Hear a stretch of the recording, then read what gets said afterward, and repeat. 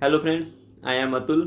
स्वागत है आप सबका मेरे channel thinking is beginning of everything में। लास्ट वीडियो में हमने बात की थी कि कैसे सब कुछ हमारी थिंकिंग पर डिपेंड करता है। जैसी हमारी सोच होगी वैसा ही हमारा बिहेवियर होगा। अगर आप लोगों ने वो वीडियो नहीं देखी है तो एक बार पहले वो वाली वीडियो देख लें। मैं डिस्क्रिप्शन में उसका लिंक भी डाल दिया है। उससे इस कंटेंट को समझना आपके लिए बहुत ईजी हो जाएगा। हमने बात की थी कि कैसे सब कुछ हमारी थॉट प्रोसेस पे डिपेंड करता है। जैसी हमारी थॉट प्रोसेस होगी वैसी ही हमारी सोच होगी। जैसी हमारी सोच होगी वैसी हमारी फीलिंग जनरेट होगी, हमारे इमोशंस वैसे ही बनेंगे। और जैसे हमारे इमोशंस बनेंगे हमारी बॉडी वैसा ही रिएक्ट करेगी, वैसे ही हार्मोन्स प्रोड्यूस करेगी। और जैसे हार्मोन्स प्रोड्यूस होंगे वैसा ही हमारा बिहेवियर होगा। तो हमारी थॉट प्रोसेस पर ही डिपेंड करता है कि हमारा बिहेवियर कैसा होगा। अब देखो, कुछ पर्सन बहुत कूल स्वभाव के होते हैं, कुछ पर्सन शॉर्ट टेम्पर्ड होते हैं, कुछ इरिटेबल होते हैं, चिड़चिड़े स्वभाव के होते हैं, बहुत जल्दी गुस्सा आ जाता है उन्हें। ये सब कुछ डिपेंड करता है कि हमारी थिंकिंग कैसी है। जिस पर्सन की जैसी थिंकिंग होगी उसका बिहेवियर वैसा ही होगा। पॉजिटिव थिंकिंग होगी तो उसका बिहेवियर पॉजिटिव होगा, नेगेटिव थिंकिंग होगी तो उसका बिहेवियर नेगेटिव होगा। अब देखो, यहाँ पर क्वेश्चन आता है कि ये थिंकिंग नेगेटिव या पॉजिटिव कैसे होती है। अगर देखा सोचा जाए तो एक सोच तो सोच होती है। देखो, सोच सिर्फ एक सोच है, अब उसमें नेगेटिव क्या पॉजिटिव क्या। हर एक पर्सन अपने अकॉर्डिंग पॉजिटिव ही सोचता है, बट फिर भी वो नेगेटिव कैसे सोच लेता है। अपने अकॉर्डिंग तो पॉजिटिव सोच रहा है बट फिर भी नेगेटिव कैसे। आज हम इन्हीं बातों पर बात करेंगे कि ये थिंकिंग नेगेटिव कैसे होती है, पॉजिटिव कैसे होती है, ये किन बातों पर डिपेंड करती है। हमारे सामने कोई भी घटना होती है, कोई भी इवेंट होता है, तब दो बातें होती हैं। एक तो उस इवेंट का रिजल्ट जो हमें सामने दिखाई दे रहा है, उसका रिजल्ट। और एक उस इवेंट के पीछे का कारण।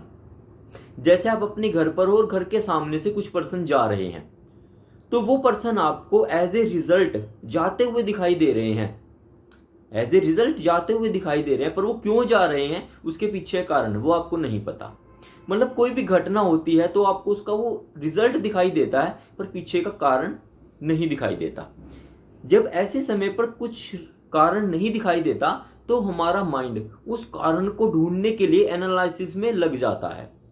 माइंड अपने लेवल पे एनालिसिस करता रहता है। तब माइंड उस घटना के एक कारण को एनालाइज करके आपकी थॉट प्रोसेस जनरेट करता है। यानी कि आपकी थॉट प्रोसेस कैसे जनरेट होती है, जब आपका माइंड उस बात को एनालाइज करता है। और माइंड एनालाइज किस बेस पर करता है, वो करता है आपके बिलीव सिस्टम के अकॉर्डिंग। मतलब आपका बिलीव सिस्टम कैसा है, आपकी बिलीव्स वैल्यूज कैसे हैं, आप किन बातों को मानते हो, ये आपके एक बिलीव सिस्टम का पार्ट है। जिन बातों को आप मानते हो या उन बातों को आप नहीं मानते हो, ये सब कुछ आपका एक बिलीव सिस्टम का पार्ट है। बातों को मानना या ना मानना सब कुछ आपका एक बिलीव सिस्टम है। और बिलीव सिस्टम बनता कैसे है, ये बनता है आपके पास्ट के एक्सपीरियंस से। अब ये आपका पास्ट का एक्सपीरियंस अच्छा है बुरा है कैसा भी है, सब कुछ आपका एक एक्सपीरियंस है। आपका एक्सपीरियंस अपना है या आपने दूसरे के एक्सपीरियंस से वो चीज़ ऑब्जर्व की है, वो सब कुछ आपका एक पास्ट का एक्सपीरियंस है। पास्ट का एक्सपीरियंस ही आपका बिलीव सिस्टम को बनाता है। और बिलीव सिस्टम के अकॉर्डिंग माइंड उस बात को एनालाइज करता है और आगे थॉट प्रोसेस जनरेट करता है। हमारा बिलीव सिस्टम हमारे बिलीव्स और वैल्यूज पर ही डिपेंड करता है कि हमारी लाइफ कैसी होगी। हमारे ब्रेन में बिलियंस ट्रिलियंस न्यूरॉन्स होते हैं। ये न्यूरॉन्स एक स्पेसिफिक पैटर्न के अकॉर्डिंग बॉन्डिंग करते हैं। मीन ये न्यूरॉन्स एक खास तरीके से एक दूसरे के साथ जुड़े होते हैं। अब ये बॉन्डिंग ही हमारे ब्रेन में सारी इंफॉर्मेशन को स्टोर करता है। इस बॉन्डिंग के कारण ही हमारा बिलीव सिस्टम बनता है। इसे हम कॉर्टिकल मैपिंग भी बोलते हैं। जैसे आपने कंप्यूटर में देखा होगा कि कोई एप्लीकेशन या कोई वेबसाइट सामने होती है, उसके बैक एंड में उसकी कोडिंग की जाती है।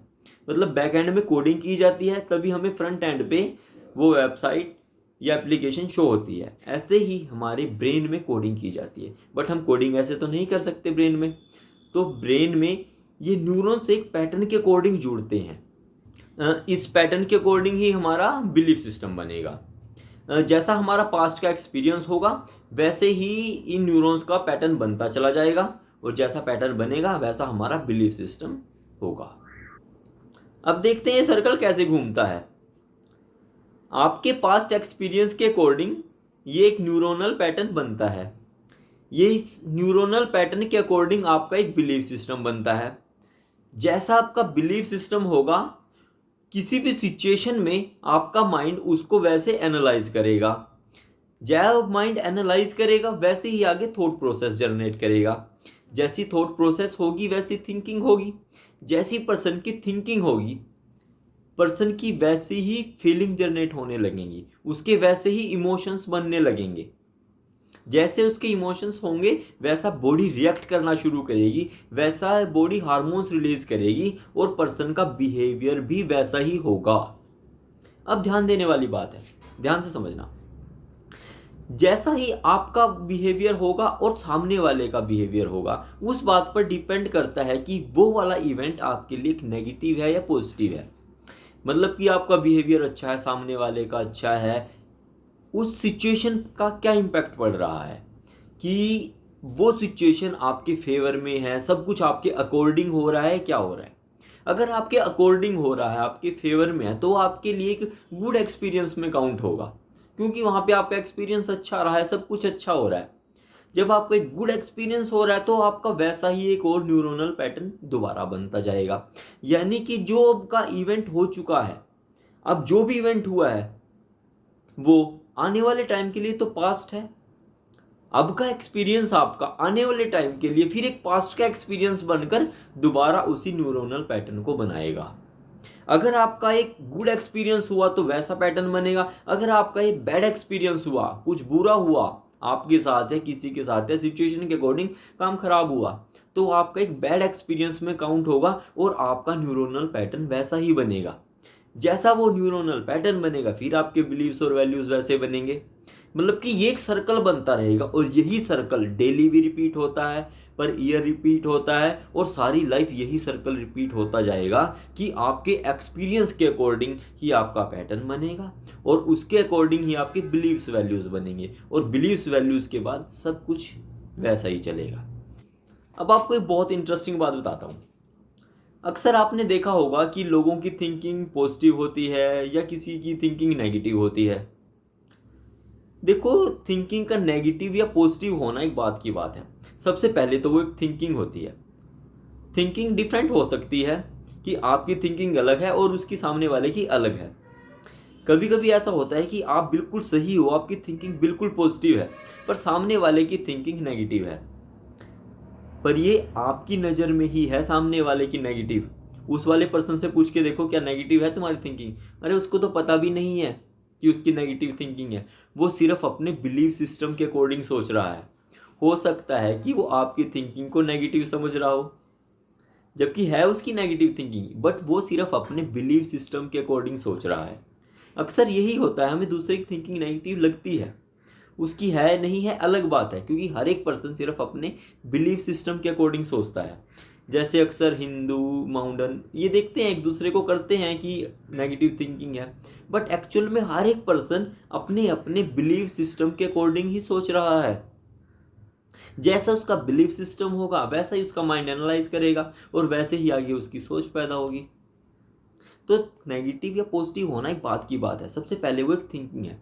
थोड़ा आपको अच्छे से एक्सप्लेन करता हूँ कि अक्सर पर्सन क्या क्या सोच लेते हैं, क्या क्या उनसे सोचा जाता है। सोचना वो चाहते हैं नहीं चाहते हैं वो एक अलग बात है, बट वो क्या क्या सोच लेते हैं।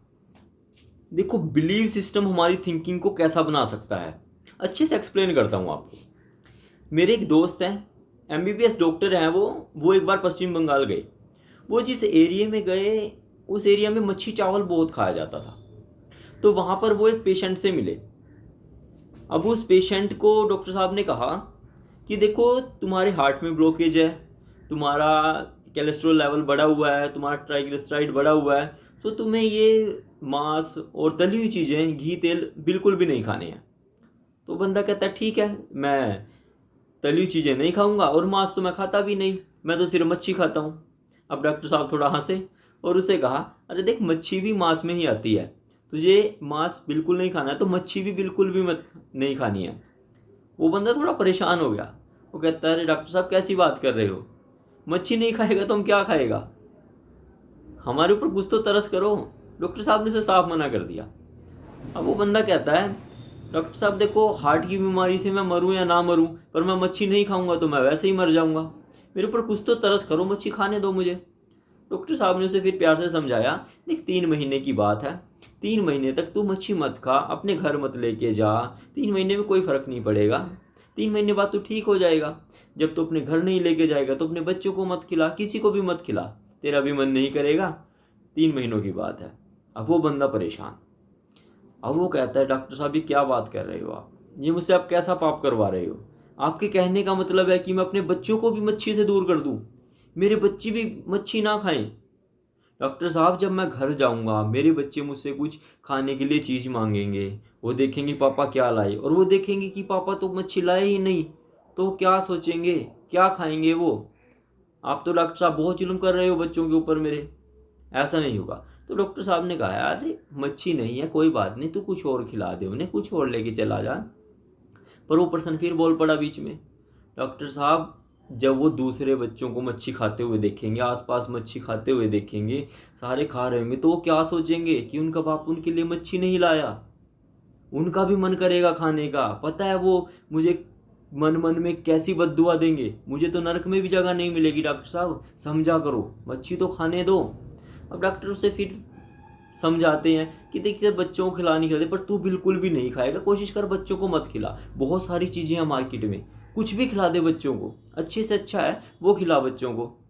अब वो बंदा और ज़्यादा परेशान, अब उसकी आंखों में पानी आ गया। तो उसने डॉक्टर साहब से कहा, अच्छा डॉक्टर साहब मेरा बस आखिरी एक बात है, सच सच बताना आप। डॉक्टर साहब ने कहा, पूछो। कहता, मैं अपने बच्चों को मच्छी नहीं खिला रहा, आपने कह दिया, सच बताना अगर आप मेरी जगह होते तो क्या आप भी अपने बच्चों को मच्छी से दूर करते, क्या आप भी अपने बच्चों को मच्छी नहीं खिलाते। अब डॉक्टर उसकी बात को सोचे, देखो उसकी सोच कैसी है, अब डॉक्टर क्या समझे उसकी बात को। तो अब आप लोग बताएं कि उस डॉक्टर की थिंकिंग पॉजिटिव है या उस पर्सन की थिंकिंग पॉजिटिव है। सबको पता है कि देखो थिंकिंग डॉक्टर की पॉजिटिव है। अब उसकी थिंकिंग को क्या कहेंगे, उसके बिलीफ सिस्टम ने उसकी थिंकिंग को ऐसा किया हुआ है, वो नहीं देख पा रहा है सब कुछ। सब कुछ डिपेंड करता है बिलीफ सिस्टम पर कि उसकी थिंकिंग कैसी होगी। अब देखो मच्छी को लेकर, एक मछली को लेकर उस पर्सन के मन में कैसी इमेज बनी हुई है, उसका बिलीफ सिस्टम कैसा है मच्छी को लेकर, कि वो अपने बच्चों को अगर मच्छी ना दे तो कितना परेशान हो जा रहा है। अब देखो डॉक्टर की अपनी जगह पॉजिटिव थिंकिंग है, पर उस पर्सन की उसके बिलीफ सिस्टम के अकॉर्डिंग देखो कितनी ज़्यादा पॉजिटिव थिंकिंग है। तो हम ये नहीं कह सकते कि उसकी नेगेटिव है, उसके बिलीफ सिस्टम के अकॉर्डिंग ही उसकी थिंकिंग है। सबके साथ ऐसा ही होता है, हमारी हमारे बिलीफ सिस्टम के अकॉर्डिंग हमारी थिंकिंग है। जिन चीज़ों को मानते हैं, किसी को नहीं मानते, उसके अकॉर्डिंग ही हम अक्सर सोचते हैं। आज हमने बात की कि कैसे बिलीफ सिस्टम हमारी थिंकिंग को बनाता है। हमारी थिंकिंग पॉजिटिव है, नेगेटिव है, सब कुछ डिपेंड करता है सिर्फ हमारे बिलीफ सिस्टम पर। अभी देखो बहुत से क्वेश्चन निकलते हैं, बिलीफ सिस्टम को चेंज कैसे करें, चेंज करने की ज़रूरत क्यों पड़ती है। देखो हम सब कुछ अपने बिलीफ सिस्टम के अकॉर्डिंग सोचते हैं, अच्छा सोचते हैं, बुरा सोचते हैं, हमें ही पता है। बट कभी कभी ये होता है एक्चुअल में सही चीज़ कुछ और होती है, बट हम सोच रहे होते हैं अपने बिलीफ सिस्टम के अकॉर्डिंग, बट एक्चुअल में तो कुछ और है सही चीज़। तो वो सही चीज़ को कैसे देखें, आने वाली वीडियो में हम इन्हीं टॉपिक पर बात करेंगे। कुछ मेरे फेवरेट टॉपिक हैं, बिलीफ सिस्टम, कर्मा, कर्म कैसे बनते हैं, कटते हैं, और हमारा सबकॉन्शियस माइंड। तो आने वाले टाइम में हम इन्हीं टॉपिक पर बात करेंगे। उसके लिए आप एक तो चैनल को सब्सक्राइब कर लें, बेल आइकन को भी प्रेस कर लें, ताकि आपको हर वीडियो की नोटिफिकेशन मिलती रहे। देखो आप लोग जितना प्यार दोगे मुझे भी उतनी ज़्यादा मोटिवेशन मिलेगी, क्योंकि अभी मेरा चैनल नया है, तो मुझे आप लोगों के साथ की ज़रूरत है। जितना ज़्यादा आप साथ दोगे, आप जितना ज़्यादा वीडियो शेयर करोगे, उतना ज़्यादा मुझे मोटिवेशन मिलेगा। सो मिलते हैं नेक्स्ट वीडियो में, बाय बाय।